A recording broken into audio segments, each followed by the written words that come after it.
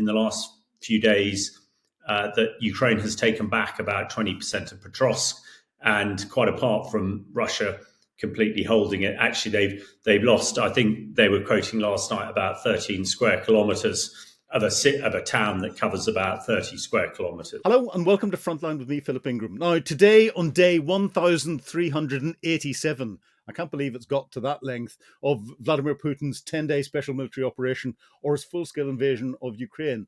I'm very fortunate to be talking to an old friend, Hamish de Bretton-Gordon, OBE.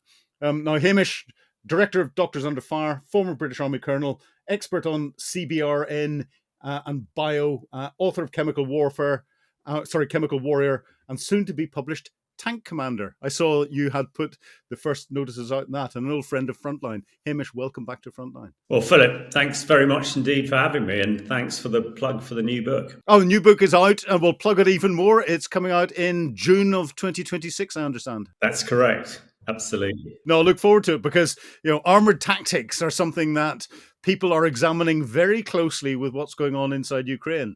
In particular, how much do you think, because you've just written this book, how much do you think we are going to rewrite our approach to armoured tactics because of the lessons that are coming out in Ukraine? Or do you think that they would be the wrong lessons to learn? Well, that's a really good question. And it's very, it depends, what particularly metric you're looking at and what lens you're looking through.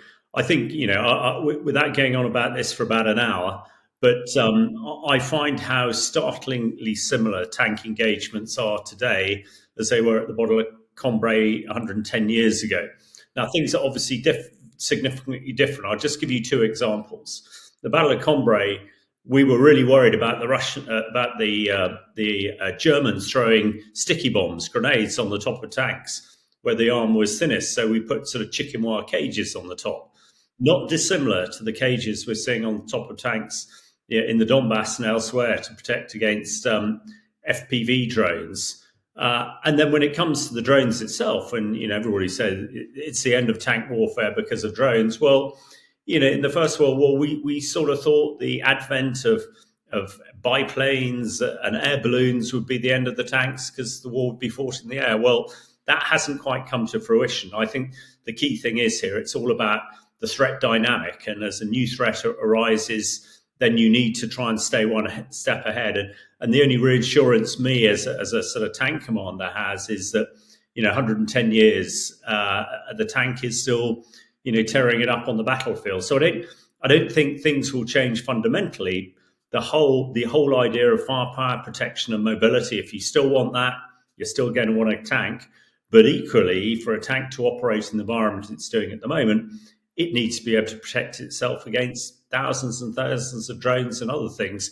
And these sort of techniques and technologies are coming on. The evolution of military capability and technology in Ukraine is staggering at the moment, but then ever thus during warfare. But do you think it's a reflection, the fact that we're not seeing armoured formations manoeuvring in? And the Russians arguably had some of the best armoured advanced tactics and doctrine in the world, but they haven't put it into practice. Do you think that's a reflection of them not being able to deal with the real complexities that you get of the all arms and the joint battle? I think fundamentally you're absolutely right, Phil, that is the main issue. The second, we are in a static war, trench warfare a la First World War. But the point you make, I think, is absolutely it.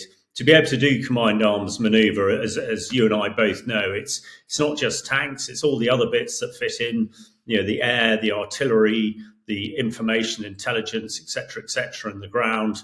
But that takes a hell of a lot of training. When you and I were doing this sort of thing, we'd train for a year or two to get proficient at it. Now, the majority of Russian soldiers are conscripts and are given only a few days or weeks training.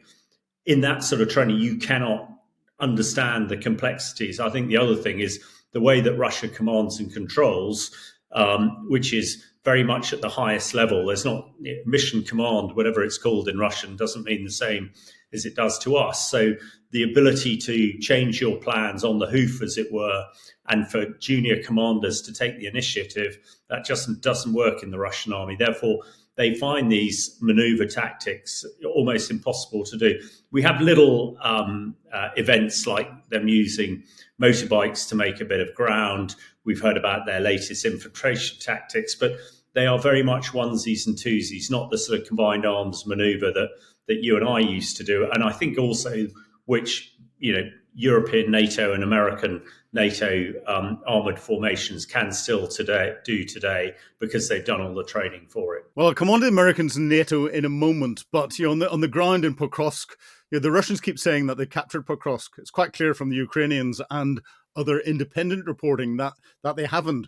Why do you think the Russians are trying to suggest that they have done much better and captured more than they actually have? Well, I think there are a number of things here. Pokrovsk it's really been, the Schwer point. It's a real point of effort. Russia has invested a hell of a lot of military capability into it. Suggestions are 170,000 troops over the last sort of 6 months. And that is what they have been championing. And they have tried to make us believe with all the disinformation and propaganda, if they take Pokrovsk, then they've pretty much taken the Donbass. I think, first of all, a lot of people would dispute that. And as we know, when defensive positions, if you lose one, you fall back to others. You don't just cut and run. So there are many other defensive positions to the west and sort of northeast of Pokrovsk to go back into.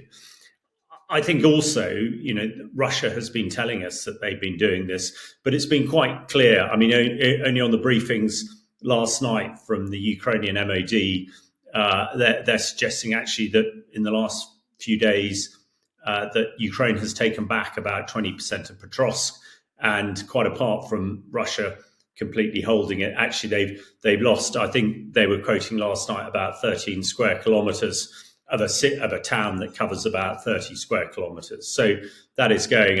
And also, colleague of ours, Johnny Beale at the BBC, very good thing on last night showing Ukrainian flags still flying in Pokrovsk. So I think that is, Russia is trying to, as the negotiations get really, really hot and Trump is wading in his inimitable way, Putin's trying to show Trump that actually the Ukrainian forces are about to fold in the Donbass, therefore they should have the Donbass. But actually, ground truth is not that at all. And sure, Ukraine has suffered. Sure, Pokrovsk is not the logistics hub that it used to be, but it is not, the front line has not collapsed as the Russian would have us believe. I'm glad you brought up Donald Trump, because that's where we want to go next. He seems to be coming out and regurgitating the propaganda and the disinformation that's coming out of Moscow about the vulnerability of Donetsk, about Ukraine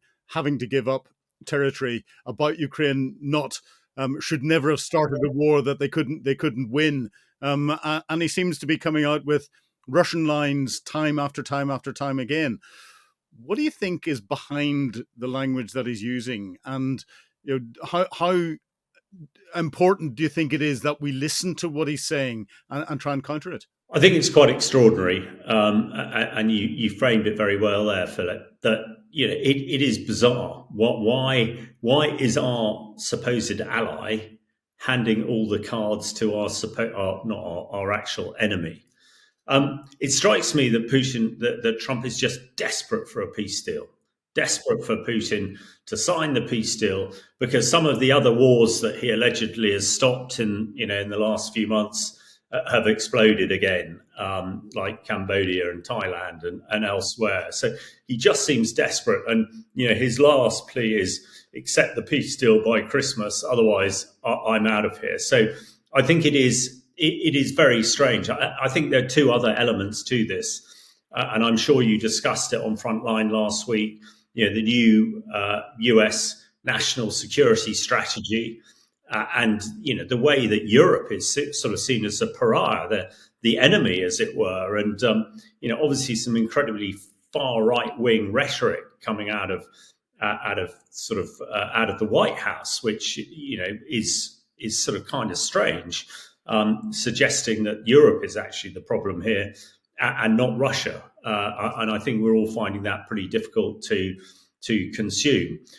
So I think that is highly significant. Now, what we and how we react, it's pretty clear that this is very much up to Europe to now do the heavy lifting, and it's pretty clear that that the European leaders, seem to be getting behind this.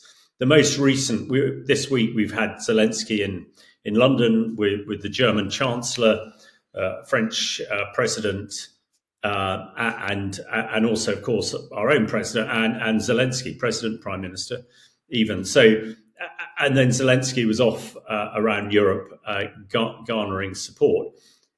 On the back of that, we've got a number of peace deals that seem to be buzzing around at the moment, and we're just waiting for another one, and we're just waiting for President Zelensky to present his plan. I think really, really significant.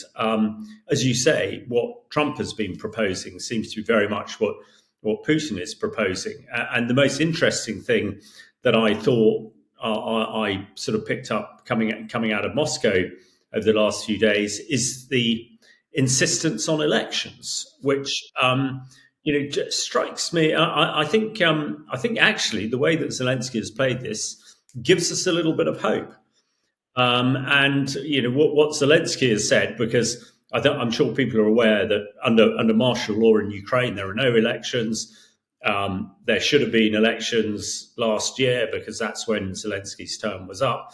But actually, Zelensky's been pretty smart. I think he said, "Yeah, I'm very happy to have elections," which is sort of a tick for what Putin's been calling for and what Trump's been calling for. But oh, by the way, to have an election, we've got to have a ceasefire, and to have a ceasefire, I've got to have security guarantees. So that's I'm prepared to do it soon and quickly in the next 60 days or so. So that, to me, really puts the ball back into Trump and Putin's court. If they want these elections, then actually they're going to have a ceasefire and freeze the borders where they are, not where Putin is demanding they should be redrawn to. And it's very interesting, the captured elements of the Donbass that Russia's got at the moment. Before the conflict, had about 5 million people living there.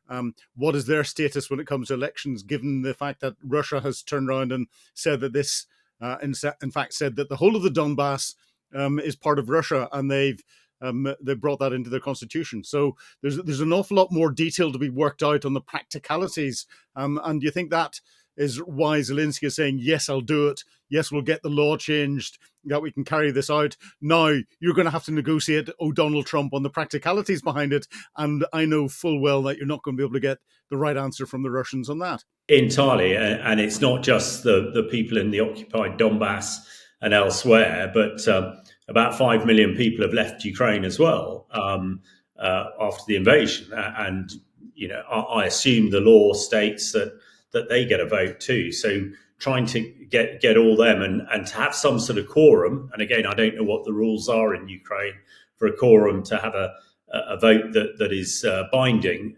It strikes me that this is a very complex election that will take some time, but with the two main protagonists, Trump and Putin, demanding it, then we will see, really what their mettle is on this one. If they want to go forward with it, fine. I think it would be pretty telling, actually, Philip, if they sort of brush this off, then hopefully that is a marker to the rest of Europe, quite how seriously these two are about a peace deal, or certainly a just peace deal. And when it comes to peace deals, it was interesting in London. There were 4 leaders there: President Zelensky of Ukraine.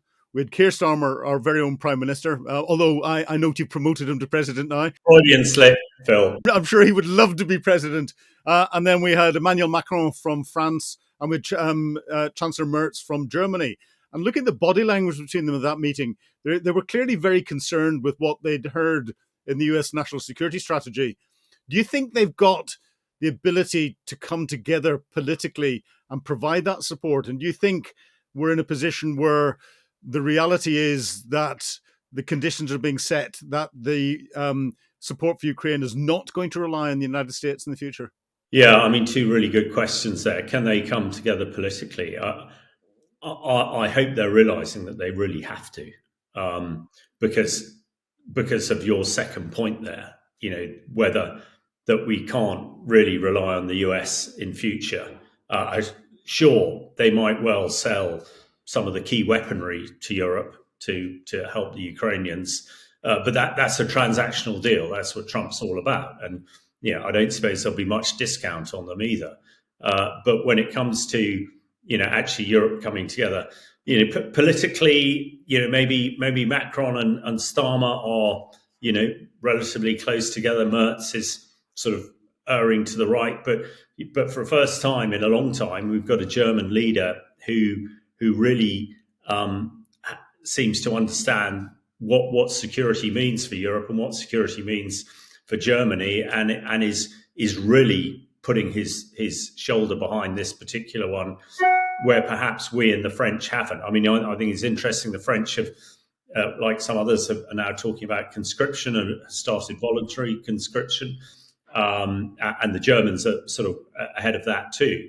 So I think these are the three key leaders in Europe. I think let's not forget the Baltics and the Nordic states, because actually they provide, particularly the Nordic states, provide the heft in sort of mass manpower that is going to be essential to provide a deterrence. The Baltic states are obviously concerned and are probably not going to add much to it, because they're more concerned about the Russian hordes heading their way. So, yeah, I think at this stage, one is relatively confident.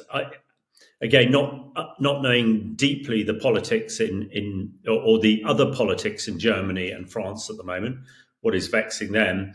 One of the challenges that Starmer has is, defense is headline news when it's headline news, like yesterday and today.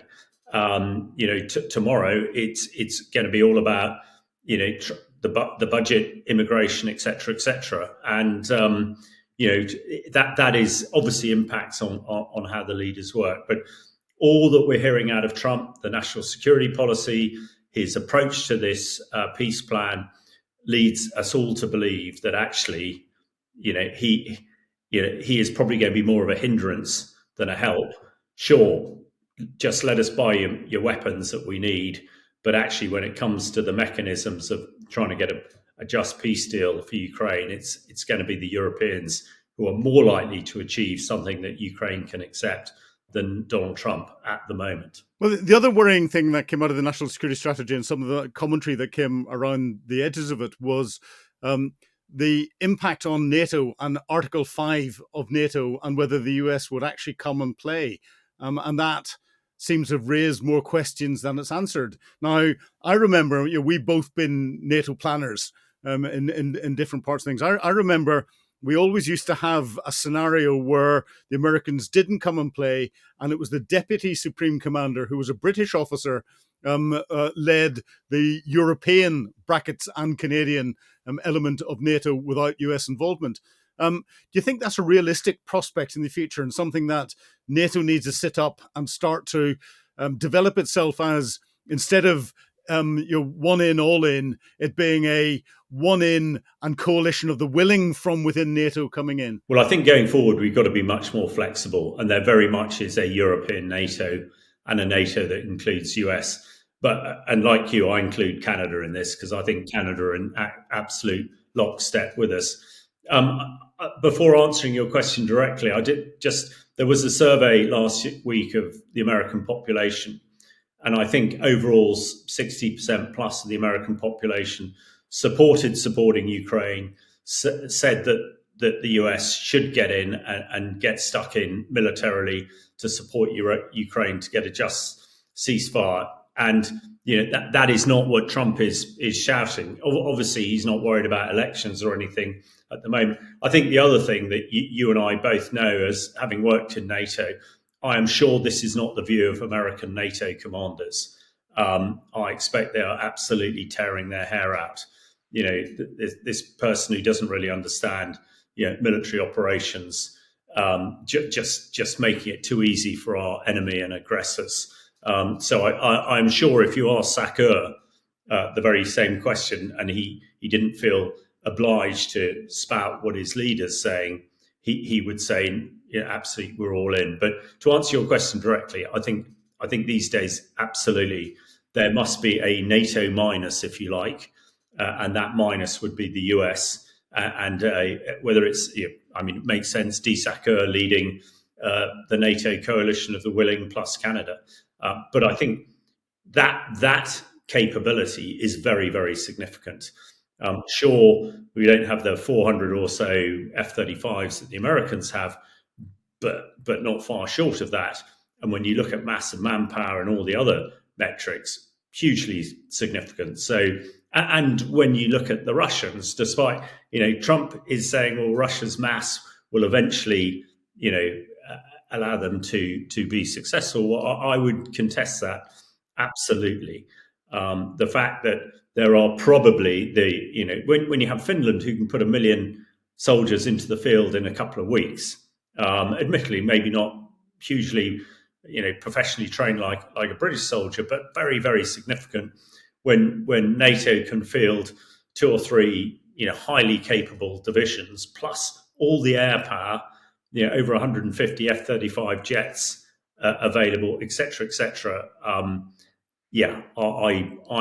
I think you're right. I think there is a NATO minus, and I think that NATO minus should be sufficient deterrence to Putin and sufficient to hold the Russians where they are if it comes to that. Oh, I've worked with the Nordic nations before, and many of them were Nordic reservists, including Finns in a UN operation. And believe me, I'm very, very glad they're on our side, because they're very scary and they're very good, and including the reservists. But what do you think Vladimir Putin's making of all of this? Well, yeah, almost sort of like a James Bond villain. He's proverbially sitting back, stroking a white cat, I think.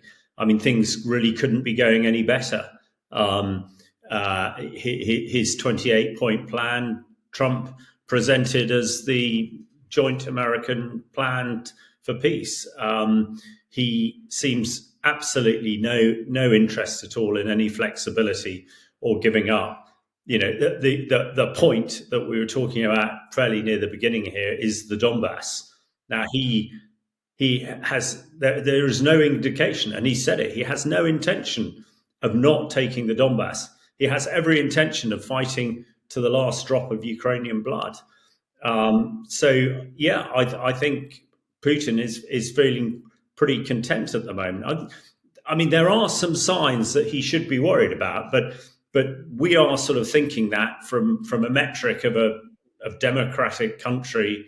If 1.5 million people in the UK had been killed in this conflict, if we couldn't buy fuel, or if we could, it would be double the price, etc., etc. You would expect the population to get pretty disgruntled. There are beginning signs that is happening. The fact that some Russian soldiers have been jailed for killing some pro-Kremlin supporters is slightly indicative of what sort of Russian soldier is coming back from the front, and people are beginning to question this great 10-day, 7-day, 3-day military operation. But I think on the basis that the happiest person going into Christmas is probably Putin and not any of the other leaders on the other side. And do you think that Putin, if he was allowed to get the whole of the Donbass, would then refurbish, get ready, and come back and take another salami slice away from Ukraine or another country? Entirely. And to be frank, that's what he said. I think it was the French foreign minister last week said that until Putin dropped his desire to recreate the Soviet Union, peace there is no hope for peace at all. So I believe, in 2 years or so, with the way that Putin has now configured industry in Russia to produce tanks and shells and God knows what else at such a rate, he could build up an incredibly powerful force. And there seems to be no reason, or he hasn't said any reason, that he would stop, because his main reason for invading Ukraine was to subjugate it completely. If he just has what he has at the moment, plus the Donbass, he's only achieved, a quarter of what he set out to do. So, yeah, I think there is absolutely no chance that this is it, and we can pack up and, maybe in 100 years' time there'll be another war. I think it's more likely to be a few years. Well, Hamish de Bretton-Gordon, on that sobering note, thank you very much indeed for talking to me today on Times Radio Frontline. Thanks very much for having me, Philip. You've been watching Frontline with me, Philip Ingram. If you'd like access to exclusive content, please subscribe to Times Radio membership and watch us on YouTube. But you can now get us as a podcast wherever you get your podcasts from. And don't forget, you can also listen to Times Radio for the latest updates on global affairs and read about them at thetimes.com. Thank you.